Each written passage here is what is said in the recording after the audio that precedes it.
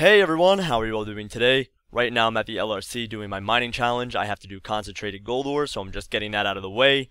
Today I have a lot of stuff to talk about. First of all, I just came back from my trip to Reno. I literally just landed and just got home, and now I'm making a commentary video, so I'm so dedicated. I wanted to get home, make a video for you guys, and it turns out I'm probably making 3 videos today for you guys. This one is the storytime commentary, obviously, as you can tell by the title.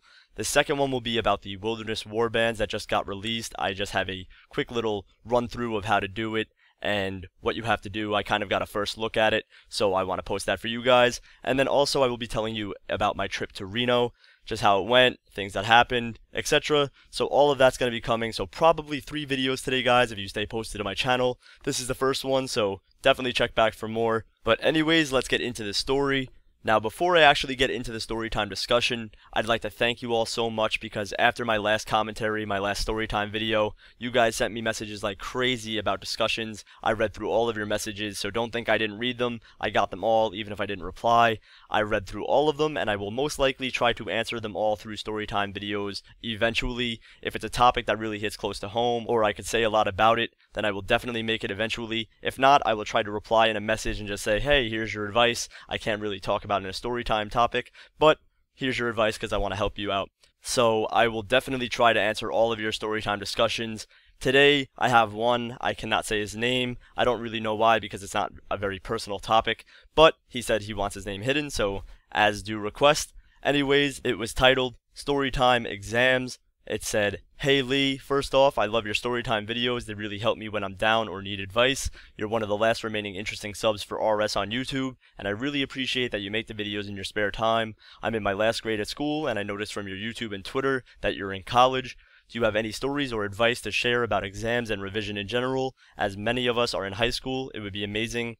Thanks again for the EOC vids and your awesome tweets. I LOL so hard when I read them. Haha. P.S. You can show the message, try not to show my name though. Thanks.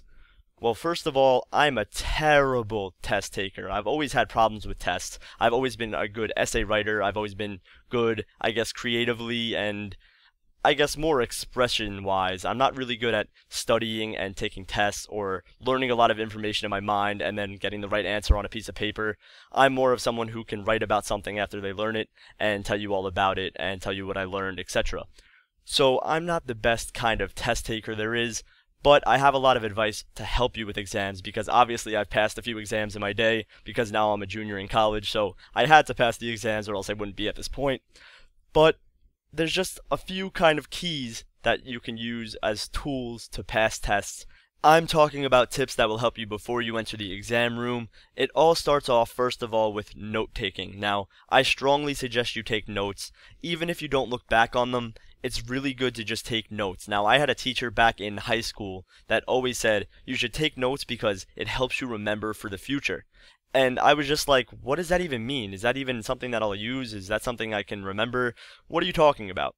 And it actually makes sense. When you write it down, either with a pen to paper, or if you're typing it on a laptop or something, it helps you remember what the question and the answer was, just writing down the notes. So when you see it eventually in the future on a test or whatever it is, it'll help you remember what it was because you wrote it before. And even rewriting your notes helps a lot too because when you go home after taking notes in class or whatever, if you copy down your notes again, you'll remember it even better so that in the future you'll know the answer or the question or you'll have an idea in your mind of what the thing could be.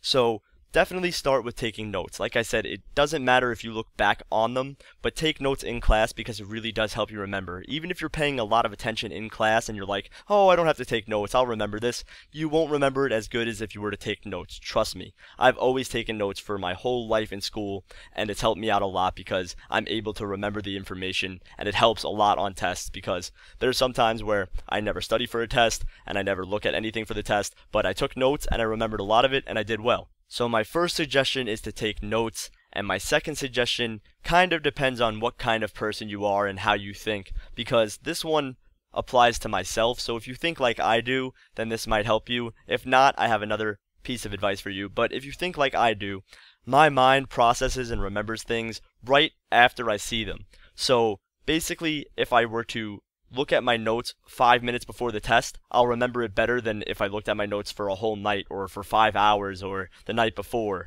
So I always try to keep my notes on me before a test.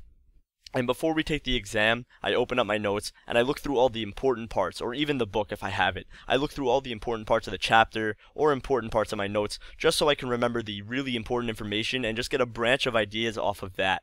So if you think like me and you can remember information like that, then definitely bring your notes or bring your book to class that day and just go over it really fast before the test. And when he says books away, pens out, whatever it is, then put your book away, but remember all of the important information, because that will really help you on the test, because you can remember it right there and just put it right on the paper. And also, that's a little tip for you guys. Say if you're in a math class and you have to remember a formula, say the slope formula, whatever. That's what I'm doing right now in my terrible intro to college math class, because I was stupid in math back then and I decided to take the easiest math in college because I need 1 math college credit. So I decided to take intro to college math, which is algebra, and I'm relearning 9th grade math. But anyways, what I did for this kind of test is I had to remember the slope formula and all of these other kind of formulas. I forget what they all are already. So I decided to look at my notes right before the test, remember the formulas, and then right when I got my paper or my scrap paper, I wrote down all of the formulas just from remembering, because that will help me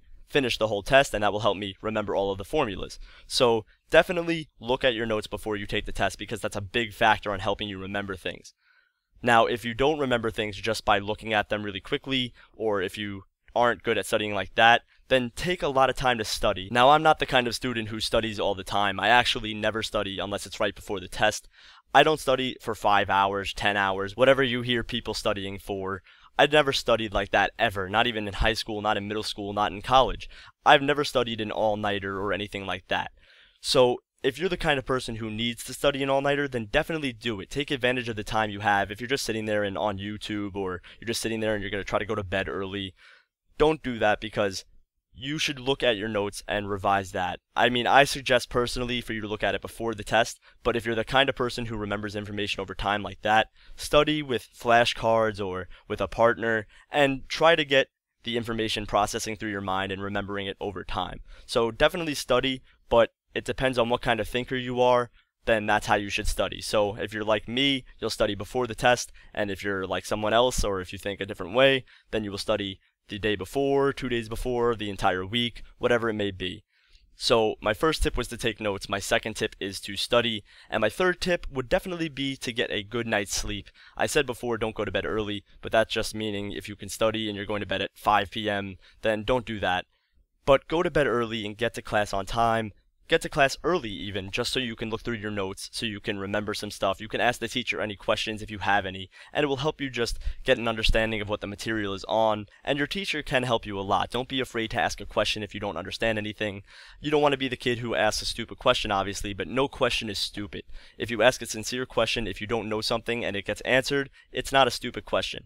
If you ask, hey, what color's that fish? That's a stupid question, because that has nothing to do with the class. But if you're asking about something that the material is on, then it's never going to be a stupid question. So never be afraid to ask a question or ask for help, because everyone needs help. Even if they don't express it, they need help on the inside. They're just too afraid to say anything about it. So don't be afraid to ask for help, because that's a big thing. So take notes, study, get a good night's sleep, and don't be afraid to ask the teacher questions, because everyone has questions. Now, with all those tools, I hope you guys do well on your exams. I'm not the best test taker, but this is what I've been doing for a while now to pass my tests and just to get through the test, because I know tests are hard.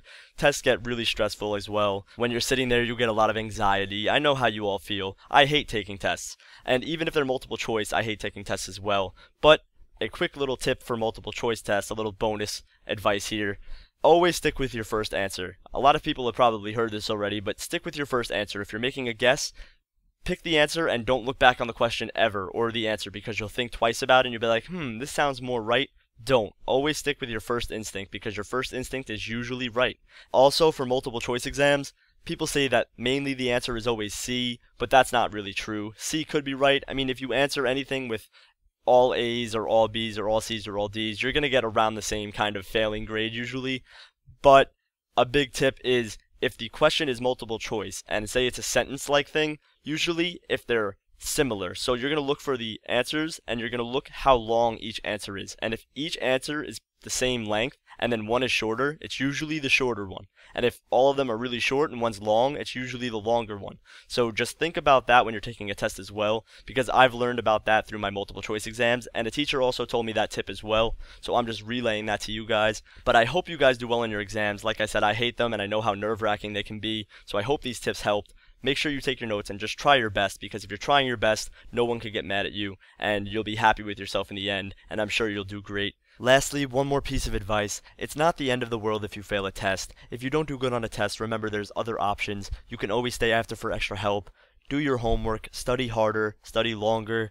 Just always try your best, because it's not the end of the world if you fail a test, and even if people are constantly nagging on you, your parents or your peers, or people are laughing that you failed the test, you can always rebound from it. So just learn from your mistakes and try to do better. But anyways, guys, that's the story for today. I hope you all enjoyed. Make sure you send me messages about what you want the next storytime discussion to be, or if you need any advice, message me about that, and I'll talk to you guys in the next one. Later, everyone.